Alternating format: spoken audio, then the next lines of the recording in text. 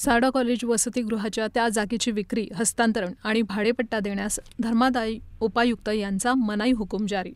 हिंद सेवा मंडळाचे आजीव सदस्य वसंत लोढा, दीप चव्हाण, संजय घुले यांनी ज्येष्ठ विधिज्ञ अभिजित पुप्पाल यांच्यामार्फत दाखल केलेला अर्ज मंजूर।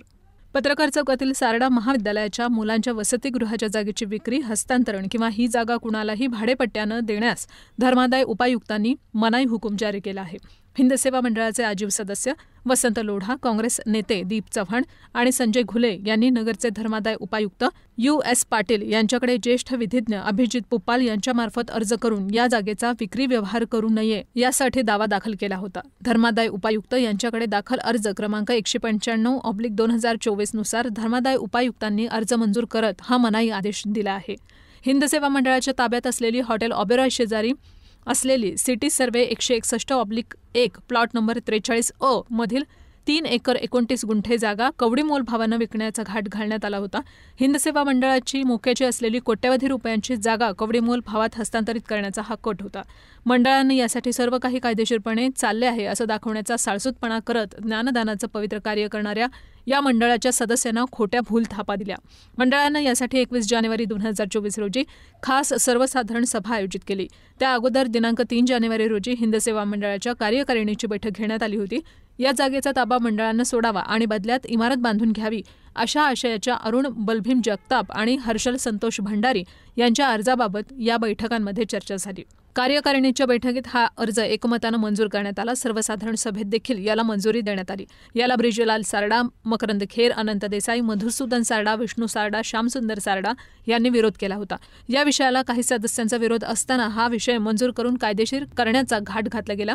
ही जागा सरकारी किंमत 32 कोटीची असताना ती जागा 25 कोटीला हस्तांतरित करण्याचा हा डाव टाकला गेला। या जागेवर जर बांधकाम झालं तर चालू बाजारभावाप्रमाणे त्याची किंमत 400 कोटी रुपयांच्या घरात जाते। देवस्थानची इनाम वर्ग 3 ची देवस्थान ही मिळकत हिंद सेवा मंडळाच्या ताब्यात अवघ्या 500 रुपये प्रतिवर्षाप्रमाणे आहे।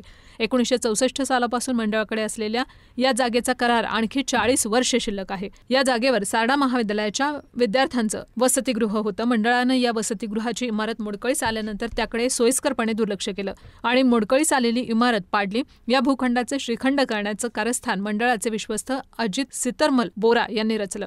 त्यासाठी मंडळाचे अध्यक्ष, पदाधिकारी आणि कार्यकारिणी सदस्य यांची मदत घेण्यात आली। धर्मादाय आयुक्त यांची परवानगी न घेता हा व्यवहार करण्यात आला। ताबा सोडण्याच्या बदल्यात सारडा कॉलेजला 25 कोटी रुपयांची इमारत बांधून देण्याचं ठरलं होतं।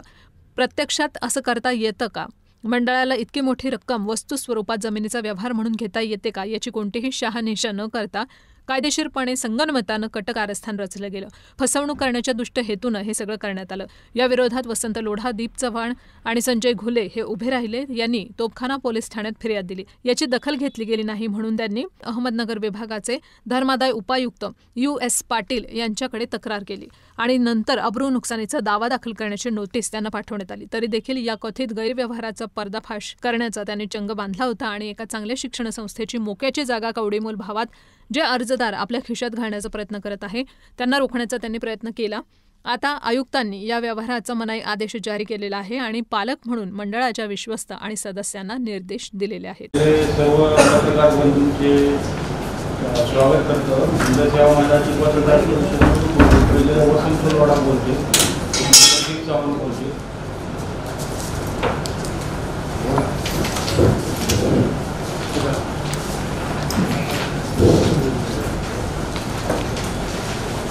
आपलं सर्वांचं या ठिकाणी मी हार्दिक स्वागत करतो।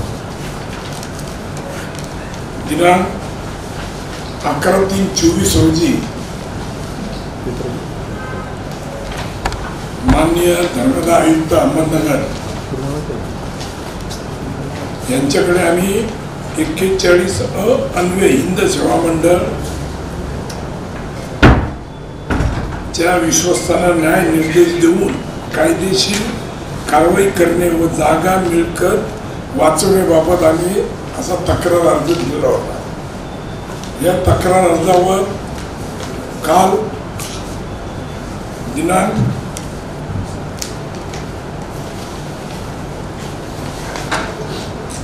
29 रोजी माननीय धर्मादाय आयुक्तांनी जो काही निकाल दिलेला आहे हा 3 पानी निकाल आम्ही तुमच्या समोर दिलेला आहे, त्यामध्ये त्यांनी क्लिअर कट निर्देश दिलेले आहेत.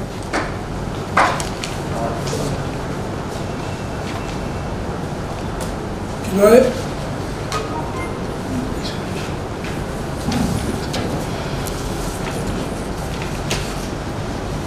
अर्जदार यांचा अर्ज मंजूर करण्यात येतो. म्हणजे हा जो काही आम्ही अर्ज दिलेला आहे हा संपूर्ण अर्ज त्यांनी मंजूर केला. या अर्जातल्या ज्या ज्या काही आमच्या मागण्या आहेत या सर्व त्यांनी मंजूर केलेल्या आहेत.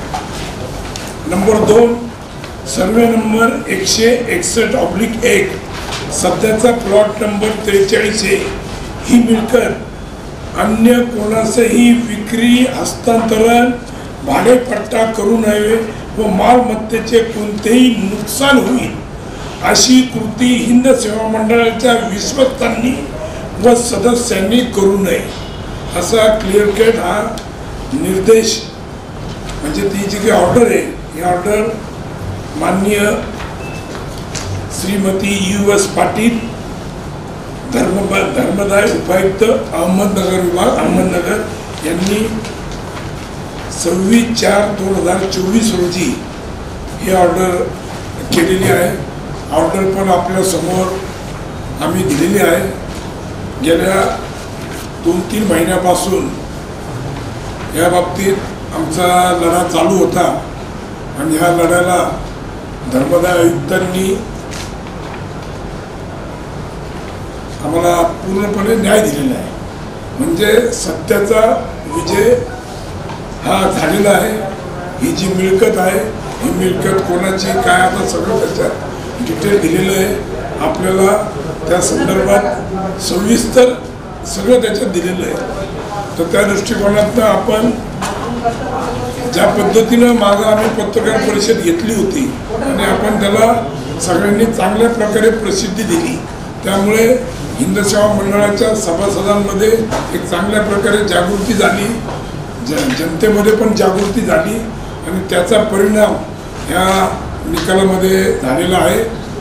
तेव्हा आपल्या सर्वांना आम्ही विनंती करतो की बा हे जो काही निकाल आहे आणि जी काही सविस्तर आमची जी बाजू आहे ही बाजू आपण आपल्या लोकप्रिय दैनिकांमधून आणि आपल्या बाकीच्या वाहिन्यांमधून चांगल्या प्रकारे प्रसिद्धी द्यावी अशी मी आपल्या सर्वांना विनंती करतो. आपल्याला सुरुवातीला मी असं सांगतो की पहिले आम्ही जे 2 पार्टची जे पेज दिलेली आहे तुम्हाला ती प्रेस नोट आहे आणि त्या प्रेस नोटमध्ये सारडा कॉलेज वसतिगृहाच्या त्या जागेची विक्री, हस्तांतर, भाडेपट्टा देण्यास धर्मदाय आयुक्त यांचा मनाई हुकूम जारी असा ते एक प्रेस नोटमध्ये आपण सगळे मुद्दे म्हणजे एक याच्यातले जे आलेले ते तुम्हाला ते दिलेले आणि त्याच्यामध्ये हिंद सेवा मंडळाचे सदस्य आणि आम्ही आमचे ते नाव ते प्रेस नोटमधले सगळे मुद्दे तुम्हाला दिले. या ठिकाणी आपण जे सर्वात अगोदर तुम्हाला अर्ज आहे, आमचे 4 पाणी अर्ज आहे, त्या 4 पाणीच्या अर्जाच्या संदर्भातलं असं आता जसं सांगितलं का आमचे काय काय कुठल्या कुठल्या प्रकारचे त्यांनी पूर्ण अर्ज आमचा मंजूर केलेला आहे. अर्जमध्ये आमचे जे मुद्दे होते का बाबा 1977 हिंद सेवा 1922 हे सोसायटी रजिस्ट्रेशन ॲक्टमध्ये रजिस्ट्रेशन झालेली आहे, ते तुम्हाला मागं पण आम्ही तो दिलेला होता. आणि 1970 बॉम्बे पब्लिक ट्रस्ट ॲक्ट 1950च्या अंतर्गत आम्ही या सगळ्या संस्था येतात आणि विशेषतः म्हणजे त्याच्यामध्ये आपण सांगितलं होतं का हाजी अमित टाकिया ट्रस्ट ह्या ट्रस्ट बरोबर 1964 साली ह्या जागेचा करारनामा हे करून घेतलेला आहे आणि ते 99 वर्षाचा करार आहे. त्या करारापायी आपल्याकडं 60 वर्ष पूर्ण झाले आणि 40 वर्ष शिल्लक आहे. हे मागच्या पत्रकार परिषदेमध्ये सुद्धा हे बोलले होते. आणि हे असे असताना 3/1/2024 रोजी जे तुमच्या याच्यामध्ये कार्यकारिणीची एक सभा झाली हिंद सेवा मंडळाची 3/1/2024 त्याच्यामध्ये उल्लेख आहे. त्या 3 पाणीमध्ये पण सगळ्या सभेचे उल्लेख आहे आणि त्या सभेचा उल्लेख करत असताना त्याच्यामध्ये 21/1/2024 या रोजी सर्वसाधारण सभा झालेली आहे आणि दोन्ही सभेमध्ये त्यांनी सदरची जागा हा हस्तांतर करण्यासंदर्भातलं त्यांनी विषय घेतलेला होता, म्हणजे त्यांना समोरचे द्यायला. त्याच्यामुळे आपण ते अर्ज केला आणि तो अर्जमध्ये आपण सगळे हे पाठीमागे तक्रार करताना आपण तिथं नोंद केली होती. नोंद केल्यानंतर आपण जो इथं 11/3/2003 आमच्या या ठिकाणी आमचं धर्मदाय आयुक्त कोर्टात आमचा अर्ज आणि पिटिशन दाखल झालं. त्याच्यामध्ये 4 ते 5 आपल्या त्यांना नोटिसा निघाल्या. 70 ते 80% सदस्यांनी नोटीस नाकारलेली आहे. आणि ॲडव्होकेट त्यांच्या वतीने जे बल्लाळ आहे, हे बल्लाळ फक्त सुमती कोठारी यांच्यातर्फे हजर राहिले आणि सुमती कोठारी यांच्याकडून हजर राहून त्यांनी फक्त वेळ काढण्याच्या संदर्भातलं त्यांनी एक त्या ठिकाणी प्रयत्न केले. जेव्हा सन्माननीय न्यायाधीशांच्या लक्षात आल्यानंतर त्यांना पूर्ण मोबदला दिला. तुम्ही हजर व्हा, तुमचे म्हणणे सांगा. अनेक ठिकाणी ते गैरहजर राहिले. शेवटी त्यांचं म्हणणं त्यांनी शेवटच्या 3 पानामध्ये पण त्यांनी उल्लेख केलेला आहे. सुरुवातीच्या पानामध्येच त्यांनी उल्लेख केला आहे का सामनेवाले यांनी गैरहजर होते. त्यांनी सांगितलं का अर्जदार सदरच्या अर्ज हिंद सेवा मंडळाच्या न्याय तर्फे दिनांक 11/3/2000 सर्व विश्वस्तांनी ते त्यांनी सांगितलं 1950 त्यांनी सुमतीलालजी कोठारी, अनंत देसाई हे त्या ठिकाणी त्यांनी पण एक अर्ज केलेला होता. त्यांनी 6 नंबरच्या तुमच्या याच्यामध्ये त्यांनी स्पष्ट सांगितलेलं आहे का 3/1/2024 रोजी तथाकथित सांगितलंय निर्णयामध्ये. त्या निर्णयाच्या पाठीमध्ये त्यांनी मेहरबान कोर्ट साहेबांनी सांगितलं की 3/1/2024 रोजी कथाकथित विश्वस्त सभासद 21/1/2024 ची सर्वसाधारण सभा कागदपत्रांच्या अर्जदार यांनी संस्थेकडे मागणी केली असता संस्थेचे सदरचे कागदपत्र अर्जदार यांनी दिलेले नाही. त्यामुळे या सभेमध्ये झालेले ठराव न देता परस्पर व्यवहार पूर्ण करण्याच्या तयारीमध्ये गैरहजर अध्यक्ष, सचिव, मानद सचिव असल्याचे दिसून येते. हे मेहरबान कोर्टाने या निकालामध्ये सांगितलेले आहे. म्हणजे त्यांचा उद्देश काय आपल्याला सांगायचं एकच होतं का त्यांचे तिन्ही उद्देश या ठिकाणी अर्ज जे आमचं मंजूर केलं त्याच्यामध्ये आम्ही तुम्हाला तिन्ही मागे सांगितले होते का त्याच्यामध्ये सगळ्या गोष्टीचे प्रकारचे मुद्दे मांडून आम्हाला त्यांनी न्याय दिलेला आहे. आणि शेवटी त्यांनी स्पष्ट सांगितलेले आहे का कुठल्याही प्रकारचे तुम्हाला मालमत्ता हस्तांतर, त्याच्यानंतर भाडेपट्टा, त्याचप्रमाणे त्यांना कुठल्याही प्रकारची ही तुमच्या घटनेमध्ये तरतूद नाही. कारण की हे जे 1964 मध्ये ते दिलंय ना त्यांनी फक्त त्याच कामासाठी तो प्लॉट वापरायचा आहे असे न्यायाधीशांनीच घटनेमध्ये सांगितलेले. म्हणजे त्यांना कोणाला हस्तांतर करणे म्हणे, भाडेपट्ट्याने देणे, आपला अधिकार सोडणे किंवा आपल्यावर तिथं काय करता येत नाही म्हणून त्यांना ठराव करून हस्तांतर करून देणे, ह्या सगळे मुद्दे यांच्या निकालामध्ये आलेले आहेत. तर म्हणून आपल्या आणि दुसरी गोष्ट या ठिकाणी जे तुम्ही सांगितलं का एक संस्था आहे, शिक्षण संस्था आहे, फार जुनी 1922 त्या संदर्भातली ती संस्था आहे. ब्रिटिश कालीनच्या अगोदरपासून इथं काम करत होते. संस्थेला जास्तीत जास्त याचं राजकारण करू नये या उद्देशाने त्यांच्या पत्रकार परिषदेला आम्ही उत्तर दिले नाही. कारण की त्यांनी जे आरोप केले ते आरोप आम्ही त्यांच्यावर केलेले नव्हते. 2च ठराव चुकीच्या पद्धतीने झालेले आहे. 3/1/2024 आणि 21/1/2000 सर्वसाधारण सभा 24 याच्यामध्ये आपण फक्त हस्तांतर करू नका एवढीच आमची अर्जदाराची मागणी होती. आणि ते आपले 40 वर्ष शिल्लक असताना तुम्ही हे केलं तर गैरकृती व बेकायदेशीर होईल. आणि तेच आज या कोर्टाने मेहरबान कोर्टाने त्यांना सांगून टाकलं का तुमचा अधिकारच नाही. कारण की हे मुळातच मालक नाही ना. मालक असले असते तर त्यांनी काहीतरी ठराव केला असतं तर आपण मान्य केलं. यांनी 99 वर्षाच्या कराराने आपल्या शैक्षणिक दृष्टिकोनातून त्यांना जे काही मग त्या ठिकाणी पहा तिथं एक 50 वर्गाचा हॉस्टेलचं आणि एक पोस्ट ऑफिस होती त्या ठिकाणी. ते त्या या उद्देशच होता त्यांचा. आणि त्याच्यानंतर त्यांनी हॉस्टेल ते पाडून टाकलं.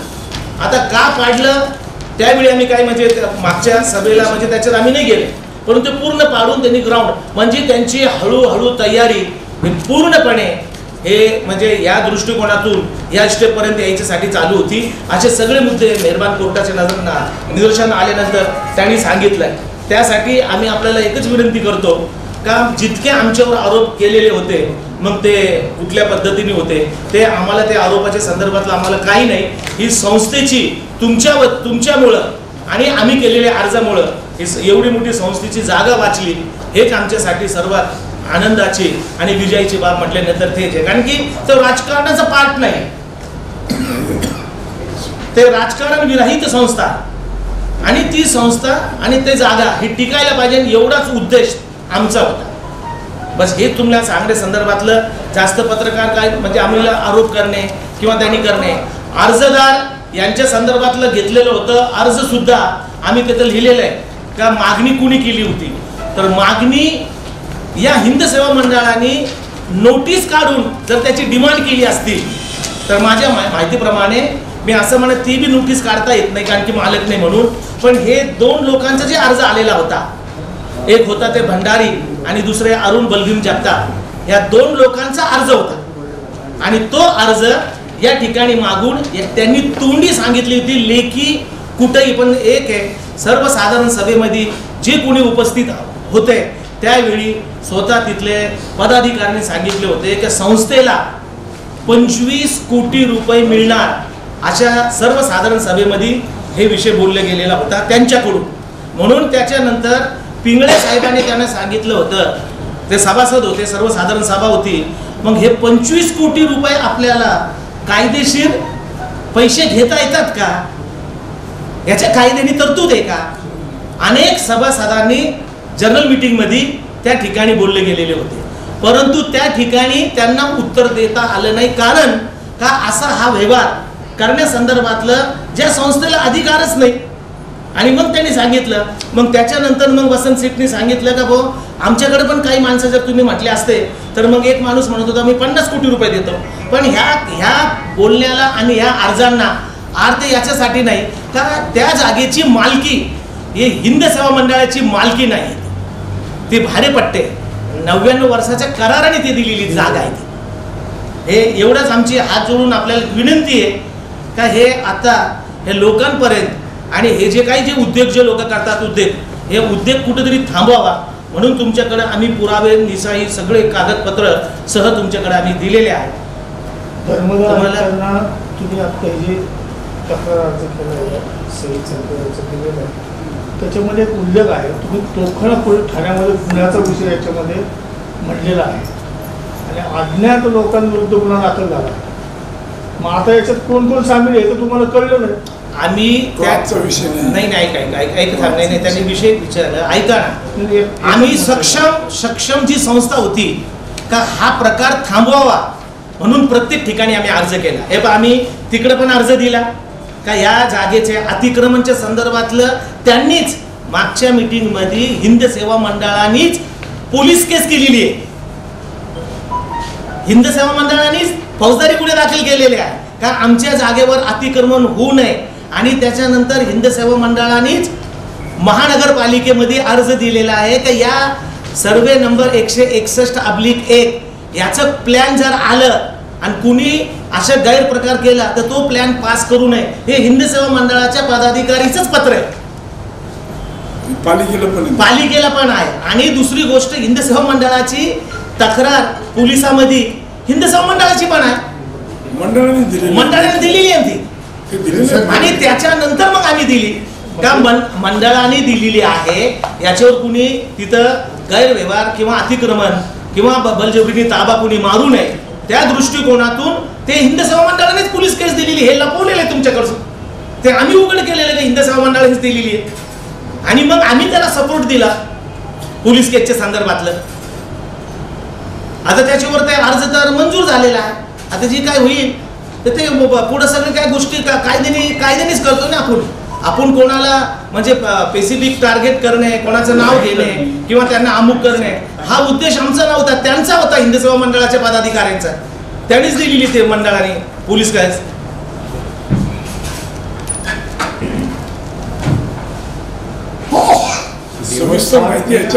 इनाम जमीन आहे, हा ती जमीन कधीच विक्री करता येत नाही. वर्ग 3ची आहे, तिची विक्री करता येत बरोबर आहे, हस्तांतरण करता येत नाही.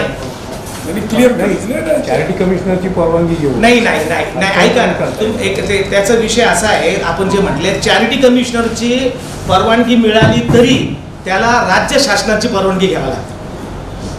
त्याला एक परवानगीनी नाही चालत. आणि वर्ग 3च्या ज्या उद्देशाने ते पूर्ण दिलेलं आहे, तर माझ्या माहितीप्रमाणे ते फार मोठ्या प्रमाणात, कारण की 1862 मध्ये सुद्धा याच हाजी हमीद तकिया ट्रस्ट 1862 मध्ये जो आपला मनमाड हायवे गेलेला आहे, ॲनालिसिस जे झालेलं आहे तो रेकॉर्डवर आहे.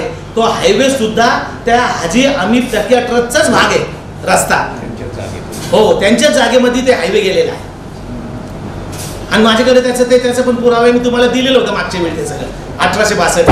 आणि हे जे एकदम चुकीची समज आहे का फक्त त्यांनी चॅरिटी कमिशनरने परवानगी दिली म्हणजे ते कोणची, फक्त जे तुमच्या एखाद्या देवस्थानची जागा स्वतःच्या मालकीची असेल तर त्याला तुमच्या चॅरिटी कमिशनरची मंजुरी घेतली तरी चालते. पण हे वर्ग 3ची जागा जर असेल तर त्याची चॅरिटी कमिशनर आणि राज्य शासनाची सुद्धा त्याला परवानगी लागते.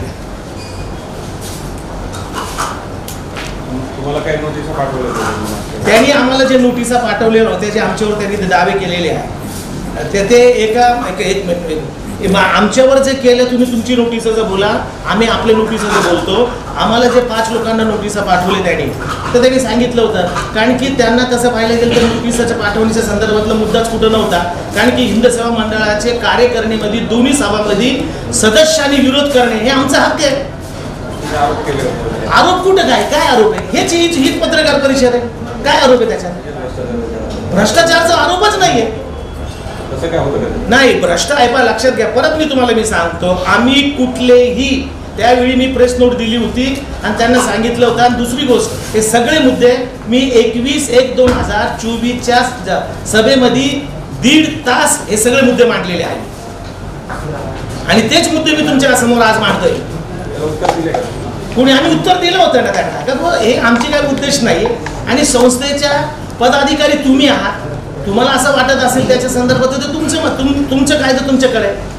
आम्ही त्यांचे आम्ही तर भ्रष्टाचार हा झाला हा आमचा मुद्दाच नाही. आता राहिलंय यांना 50 कोटीचा जो मुद्दा आहे हे सांगतील त्यांना, एक आली यांना. मला एकट्याला 10 कोटी रुपयाची आपण नुकसानाची नोटीस आली. राजेश उर्फ हर्षल संतोष भंडारी यांनी मला 10 कोटी रुपयाचं त्या नोटीसमध्ये त्यांनी असं दिलंय की मी अशा पद्धतीनं माझं एवढं वजन आहे समाजामध्ये, मी अशा पद्धतीनं वावरतो, माझ्या एवढ्या मोठमोठ्या योजना चालू आहेत आणि त्यामुळं तुमच्यामुळं माझी फार आणि त्याच्यामुळे त्यांनी मला 10 कोटी रुपयाची नोटीस पाठवली. त्या नोटिसीला त्यांची जी समाजाची किंमत आहे किंवा काय किंमत आहे तर त्यांच्यावर जे काही 1-2 प्रकारचे गुन्हे दाखल ते मी त्या नोटिसीमध्ये त्याला उत्तर दिलेलं आहे. बोला ना, गुन्ह्याचं बोला ना, काय गुन्हे ते. पारनेर तालुक्यामध्ये पारनेर पोलीस स्टेशनला त्यांच्यावर एक गुन्हा 376 च्या केसचा गुन्हा. त्याचबरोबर त्यांनी एक जमीन खरेदी केली. कुठली ते सांगा ना. भिंगारच्या एका देवस्थानच्या ठिकाणची, त्या ठिकाणची ती जमीन आहे. विठ्ठल ट्रस्ट आहे भिंगारचे. विठ्ठल मंदिर ट्रस्ट 32 ते 35 एकरच्या त्या संदर्भात आहे. तर ती जी जमीन आहे त्या जमिनीचं त्यांनी साठेगत केले 25 कोटी रुपयाचं. त्या 25 कोटी रुपयाच्या साठेगतची पण कॉपी माझ्याकडे आहे. आणि त्या जमिनीचं साठेगत 25 कोटीचा असताना खरेदी त्यांनी 5 कोटीचं केली. म्हणजे अशा पद्धतीनं तुम्ही या व्यवहारामध्ये सरकारला पण डुबवता. इथं तुमच्यावर 376 साली केस दाखल आणि तुमची अब्रू नुकसान झाली म्हणून तुम्ही माझ्यावर 10 कोटीचा दावा करता. अशा पद्धतीनं मी त्याला उत्तर दिलेलं आहे. पुढं काय कारवाई अजून त्यांची पुढचं काय मला माहीत नाही. परंतु आमच्या 5 जणांवर जो काही ॲडव्होकेट अनंत फडणवीस यांनी, मी, दीप चव्हाण, संजय घुले, हेमंत मुळे आणि अनिल गडकरी या 5 जणांवर त्यांनी आमच्यावर 50-50 लाख रुपयाची त्यांची अब्रुनुष्काराचा त्यांनी नोटिसा पाठवल्या. नोटिसा पाठवल्यावर आम्ही त्यांना उत्तर दिलं. सन्माननीय वकिलांनी त्या आमच्या नोटिसा घेतल्या नाही. आम्ही जे उत्तर दिलं ते उत्तर त्यांनी ते काही घेतलं नाही. त्या घेतलं न घेतल्याचं आम्हाला बरं उत्तर पण आलेलं आहे. आणि आता आम्हाला अशा पद्धतीनं कळलंय की त्यांनी काहीतरी कोर्टात दावा दाखल केला आहे. तेव्हा अशा पद्धतीच्या कोणत्याही, कारण की आम्ही काय हे कोणाच्या वैयक्तिक किंवा ह्याच्यासाठी नाही, समाजाच्या हितासाठी ही एक शैक्षणिक संस्थेची जागा आहे आणि ह्या जागेसाठी आम्ही लढतो आहोत. ही जागा, ह्या जागेवर कुणी ताबेमारी करू नये, ही जागा कुणी बळकावू नये, याच्या विरोधात आम्ही लढत आहोत. म्हणून अशा किती नोटिसा आमच्यावर येऊन द्या, त्याला आम्ही सक्षम आहोत उत्तर द्यायला. कायदेशीर असेल आमच्या जे काही कायदेशीर मार्गाने आम्ही जाऊ. हे जे धर्मदाय आयुक्ताचा निकाल पत्र नाही, निकाल याच्यामध्ये तुमचे अर्जदारांविरुद्ध नाही, एक विषय राहिला ते, बरोबर माझ्याकडूनच राहिले ते. कारण की त्यांच्याकडे जे 17 ते 18 लोकांची जी सदस्य कमिटी आहे, त्याच्यात जे विश्वस्त जे 17-18 त्याच्यापैकी 6 लोकांनी त्याला विरोध केलेला आहे.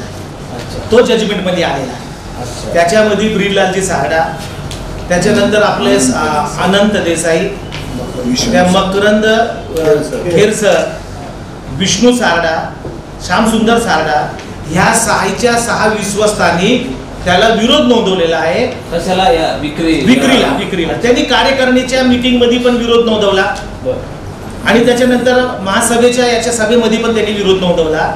आणि दुसरी गोष्ट, आमच्या त्या ठिकाणी त्यांनी आमच्या दाखल केलेल्या कोर्टाच्या अर्जामध्ये त्यांनी सांगितलं का यांना आम्हाला पूर्ण सपोर्ट आहे, यांचे जे कथन आहे ते आम्हाला मान्य आहे. 6 विश्वस्तांनी आमच्या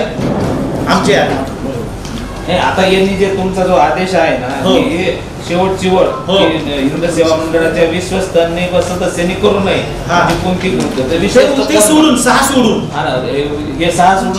सोडून बाकीच्या लोकांना.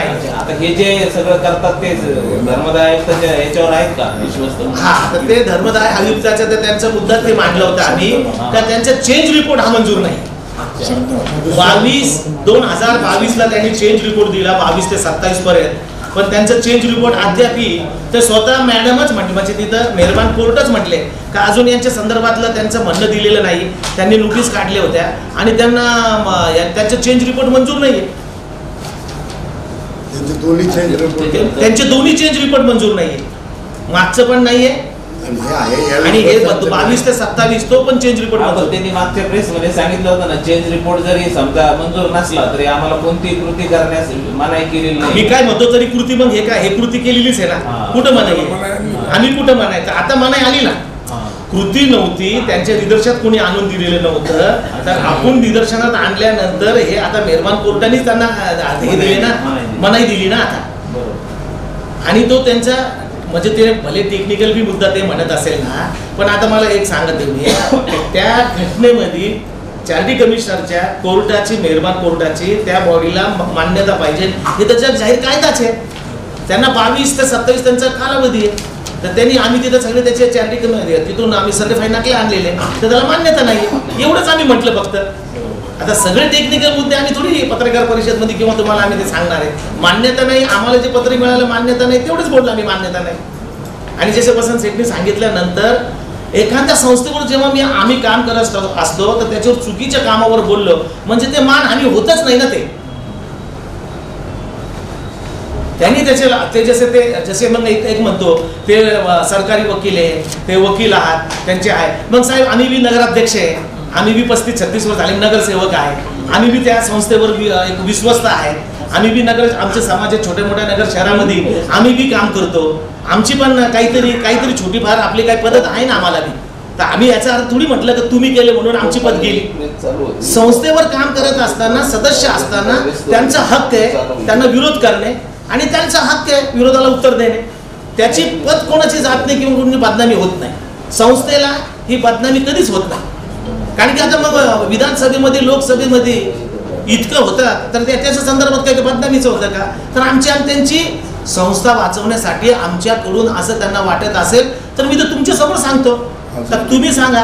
आज मी आम्ही आमचे जे शब्द आम्ही माघार घ्यायला तयार आहे संस्थेच्या हितासाठी. त्या हर्षल भंडारीवर फार मोठा दबाव आणला गेला आणि हर्षल भंडारीचं तुम्ही छापलंय का नगरपालिकेच्या संदर्भातलं 6 कोटीचं पण आता वसंत सेठ बोलले नाही. 5,68,00,000 महानगरपालिकेचे त्यांना कंप्लिशन सर्टिफिकेटच्या अगोदर त्यांना भरायचं होतं. मग ते हर्षल भंडारीचे ना बरेच मुद्दे पण आता ते हा आता ते आपलं एक न्यायालयाचा मुद्दा आहे. ऐका ना, महत्वाचा मुद्दा न्यायालयाने जे मनाई हुकूम दिलेली तो आहे. फक्त तुमच्या एक ऑफ द रेकॉर्ड मध्ये एक तुम्हाला मी सांगतो, म्हणजे 25 कोटी रुपये ते देत होते म्हणून तुमचा विरोध आहे. 25 कोटीचं नाही, बेकायदेशीर हे हस्तांतर करता येत नाही त्याला विरोध. हो, याला धर्मदायाची परवानगी घेतल्याशिवाय काहीच करता येत नाही. कोणत्याही विश्वस्त संस्थेत कोणताही व्यवहार करायचा, निर्णय घ्यायचा, लीज करायचं, लीज सोडायचं, काही करायचं असलं तर धर्मदायाची परमिशन घेतल्याशिवाय तो ठरावच करता येत नाही करता येत. आणि तो न करता त्यांनी हे डायरेक्ट केलं म्हणून आम्ही विरोध केला. आम्ही ते सांगत होतो की काय करायचं ते नियमाने करा, नियम सोडून करू नका. ते नियम बाई केल्यामुळे आम्ही याच्यात नाही. तुम्ही याच्यामध्ये प्रॉपर्टी 400 कोटीच्या घरात बाजारभाव आहे. बाजारभाव हे पहा, त्याचा रीडी रेकनर हे 20,730 रुपये हे रीडी रेकनरचं रेट आहे तिथं सध्या चाललेला. त्यांनी होतात 32 कोटी रुपये. आणि आज तिथं बाजार भावामध्ये मला तुम्ही सांगा का इथं त्या रस्त्याला 25,000 रुपये स्क्वेअर फूटच्या खाली कोणी जागा विकतात का? तुम्हाला म्हणतो दाखवताना 25 दाखवले, बाहेरच्या वेगळं व्यवहार झालाय का? आता तुम्हाला तुमच्या प्रश्नाचे उत्तर द्यायचे. आता ते तुमच्या सारखे चौथा स्तंभ आहे, तुम्ही ते शोधलं आणि त्याच्या संदर्भात ते संस्थेला दुजारा जर दिला तर आम्हाला पण काहीतरी मदत मिळाली सारखं असं होईल. तर हात जोडून विनंती आहे की काही गोष्टी आम्हाला जे माहीत नाही ते आम्ही बोलत नाही, आणि जे आहे ते माहिती तुमच्या समोर आम्ही स्पष्ट मांडलेलं आहे. याच्या संदर्भात जे काही तुम्हाला प्रश्न अजून विचारायचा असेल तर आम्ही त्याला उत्तर एकदम जे कायदेशीर रीतप्रमाणे, कोणाची बदनामी नाही, कोणाला टीका नाही, कोणाची टिप्पणी नाही, आमचं पहिल्यापासून नव्हतं आणि आज बी नाही. कोणावर द्वेष नाही आमचे. आता माझे तर जवळचे मित्र आहेत कोण, ॲडव्होकेट फडणवीस. आणि संस्थेच्या हितासाठी आम्ही तो सगळा विषय मांडला.